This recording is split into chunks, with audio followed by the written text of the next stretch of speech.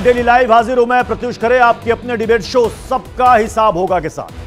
2024 के दंगल के लिए सियासी दांव पेच की जोर आजमाइश जारी है। आज समाजवादी पार्टी ने जहां लखनऊ में पिछड़ा वर्ग महासम्मेलन बुलाया, तो वहीं बीजेपी ने अलीगढ़ में पूर्व मुख्यमंत्री और 90 के दशक में बीजेपी के पोस्टर बॉय रहे, हिंदू पोस्टर बॉय रहे कल्याण सिंह की पुण्यतिथि पर हिंदू गौरव दिवस मनाया। इस दौरान अमित शाह ने यूपी की सभी 80 सीटें जीतने का दावा भी किया।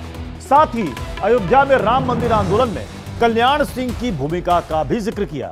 यानी बीजेपी ने देश के सबसे बड़े सूबे में एक तीर से दो निशाने साधे। कल्याण सिंह के जरिए हिंदू के साथ साथ पिछड़ा वोट दोनों को साधने की कोशिश की। यूपी में अखिलेश यादव पीडीए यानी कि पिछड़ा दलित अल्पसंख्यकों के जरिए 2024 में 80 सीट जीतने का दम भर रहा है। यानी सभी पार्टियों की सोशल इंजीनियरिंग जारी है। आज सबका हिसाब होगा में बड़ी बहस इसी मुद्दे पर होगी। क्या है वो सवाल, जल्दी से वो सवाल आपको दिखाते हैं। सवाल नंबर 1, हिंदू ओबीसी का मेल जिताएगा 2024 का खेल। सवाल नंबर 2 लाइए, बीजेपी का विजय प्लान 80 सीट का कल्याण।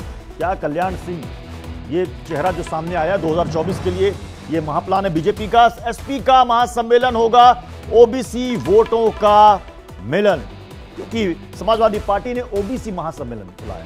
क्योंकि ये बात समाजवादी पार्टी को भी अच्छी तरीके से पता है कि सिर्फ यादव वोट बैंक से काम नहीं चलेगा, आपको नॉन यादव वोट बैंक को भी इंटैक्ट करना पड़ेगा। तो आज बड़ी बहस इसी मुद्दे पर होगी। एक बड़ा पैनल हमारे साथ जुड़ने जा रहा है, लेकिन शुरुआत इस रिपोर्ट से।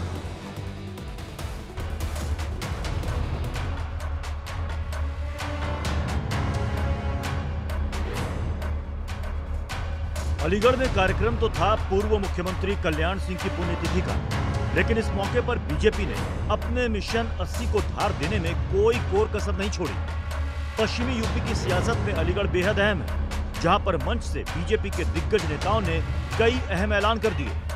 गृह मंत्री अमित शाह ने दावा कर दिया कि इस बार यूपी की 80 सीट बीजेपी के पाले में आने जा रही है। भाइयों बहनों और युवाओं, 2024 में चुनाव आने वाला है। आप बताइए, 73 सीटों का रिकॉर्ड तोड़कर 80 की 80 सीटों पर कमल खिलाएंगे क्या? अरे हम सब जोर से बोले, खिलाएंगे। गृह मंत्री अमित शाह ने जीत का दावा किया तो सीएम योगी आदित्यनाथ ने कल्याण सिंह की भूमिका की याद दिलाई। सरदेव बाबूजी की इस द्वितीय पुण्यतिथि के अवसर पर आज जब हम सब उन्हें हिंदू गौरव दिवस के रूप में स्मरण कर रहे हैं, प्रदेश सरकार की ओर से और उत्तर प्रदेश वासियों की ओर से उनके द्वारा प्रदेश के विकास, विरासत के सम्मान और भारत की राष्ट्रीयता के लिए किए गए प्रयासों के लिए विनम्र श्रद्धांजलि अर्पित करते हुए अलीगढ़ में हुए कार्यक्रम से बीजेपी ने एक तीर से कई निशाने साधने की कोशिश की। खासतौर से बीजेपी की नजर यूपी में हिंदू ओबीसी समीकरण पर है। ऐसा क्यों है, इसे भी समझिए। यूपी में स्वर्ण मतदाताओं का प्रतिशत 18 से 20% है, जबकि ओबीसी 42 से 45%, शेड्यूल कास्ट यानी अनुसूचित जाति 21 से 22%, जबकि मुस्लिम मतदाताओं की संख्या 16 से 18% है। यूपी में करीब 45% वोटर पिछड़े यानी कि ओबीसी वर्ग से आते हैं। ऐसे में जिस पार्टी के पाले में ओबीसी मतदाता खड़े होंगे, उसकी जीत की गारंटी पक्की है।